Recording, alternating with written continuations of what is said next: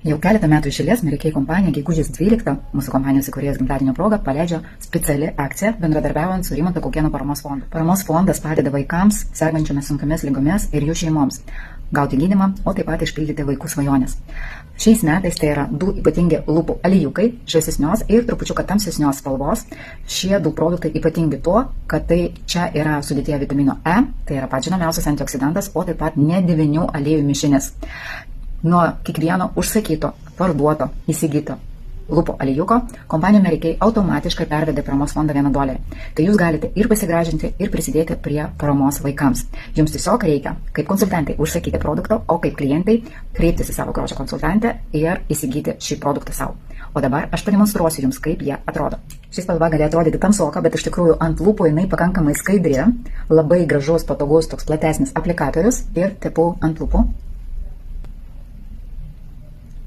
Labai gražus, drėkina, maitina,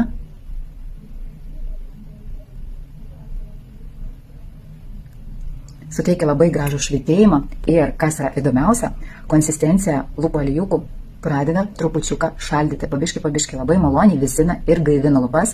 Aš manau, kad tai gali būti topinių, hipių, topinių produktų vasarai. O dabar kita spalva. Ši spalva gali atrodyti šviesesnė, bet kas yra įdomu, kad ši spalva ant lūpų yra tankesnė. Lygiai taip pat gražus, patogus aplikatorius. Jau jaučiu malonų vėsinimą dar nuo praeito atspalvio.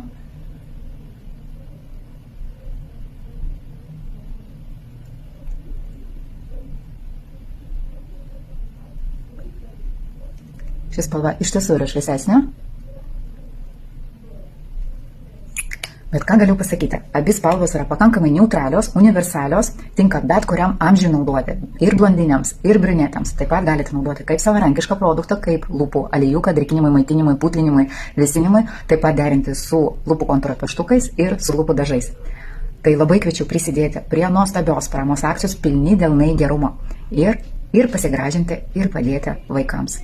Kuri spalva tau patiko labiausiai? O jeigu negali išsirinkti, paimk abi.